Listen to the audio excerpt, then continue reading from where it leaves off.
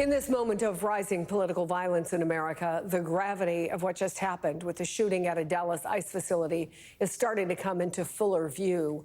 That feeling was palpable among law enforcement officials speaking in the aftermath of this morning's shooting. There's a lot going on right now in our country. A lot of it's confusing. It's a scary time. I've got children. I've got 3 young children. And I'm here to tell you that it is challenging to explain to them what's going on in our country right now. The rhetoric has to stop. There are people out there who are seeing what is being placed online, and they're coming and they're doing acts of violence against ICE employees. It's just got to stop. It's dangerous, and people are losing their lives. Joining me now is Veronica Cardenas, former assistant counsel for ICE, Christopher O'Leary is former FBI counterterrorism official and an MSNBC national security analyst. Veronica, the acting field office director for Dallas, we just heard from him, said that this is the second time he's had to hold a press conference like this because of a shooting at one of his facilities. How difficult is it just to be working at ICE in this moment? It is very difficult, not just in ICE, but of all immigrants and immigrant lawyers, anyone who's in the immigration field, because this isn't an isolated incident. We have seen death among non-citizens being increased, and the victims here, that the 2 killed were non-citizens being detained at that time. And so it is very difficult. It has been a very decisive environment, and the rhetoric does have to stop. Just yesterday, Homeland Security released a propaganda video on their social website stating or using Nintendo's Pokemon to catch them all and continuing to dehumanize non-citizens. So how do we fix this, or at least start to fix this? Because at least both sides say they want to bring down the temperature. The way you fix this is by really ensuring that due process is played out in these arrests, in targeting non-citizens. When you read about people being arrested, non-citizens being arrested, it's already stated illegal. Like, that is something to assume. It's not allegedly. And so creating that where people, non-citizens, are already guilty until proven innocent, gives others this right, this hatred to attack and to justify what they're doing to non-citizens. And so there has to be accountability and responsibility on both sides. So you have the bullets, Chris, that say anti-ICE. And so, suppositions are made. We need to wait and have this full investigation come out. Things may come to light that we didn't expect. I guess the question is, are we moving too fast on these things? Because everything does move so fast in this environment. It seems like it's one thing after another after another. We want instant answers.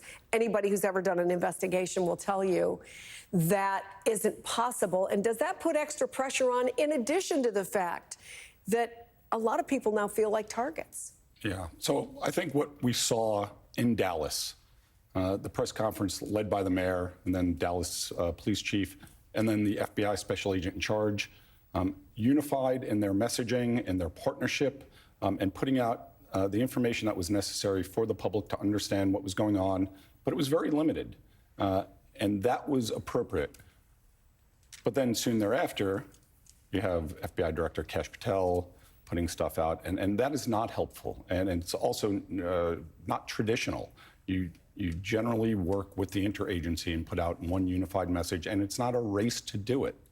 So you have to ask yourself, why is he putting this out right now until we fully understand what's going on?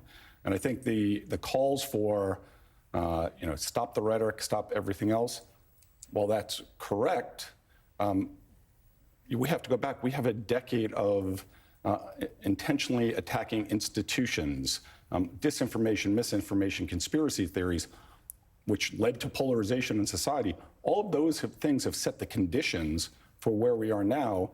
And then you throw in the aggressive tactics that ICE has employed and the wearing of masks. That's where you get political violence coming from. It's Political violence doesn't happen in a vacuum. It's in response to a real or perceived grievance that somebody has, and they think that this is the best outlet. And that is not justifying it. It's just where you see these pockets of violence emerge. It's in response to something. Do you have concerns about the big picture effect on this? I don't know if you saw the top of this hour, but one of our reporters had video of a mom who just happened to be around there, heard all these shots going off with her little kid with her, and they hide under the car. And she was still, when we interviewed her, she seemed to be obviously shaking and wiping away tears. The tentacles, the impact that this has on everyday people who live in communities where there may be federal facilities, and people who work on federal facilities that in and of themselves may not even be as controversial as, say, a courthouse or an ICE facility.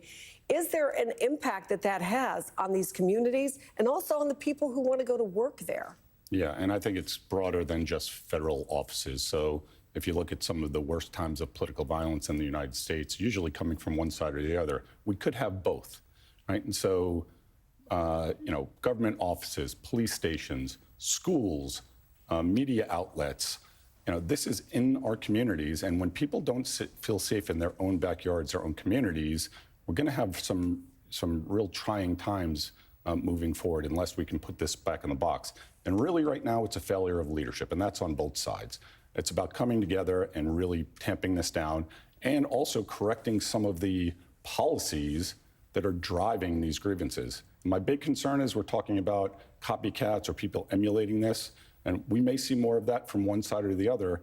We may see more anti-ICE or other political violence from what we would consider more leftist groups, but we could also see counter-mobilization from right groups that have been relatively quiet of late because a lot of their messaging has been normalized by the current administration. But we may see them mobilized to start protecting ICE facilities or some other things. And I think it's more likely than not that we'll see some of that.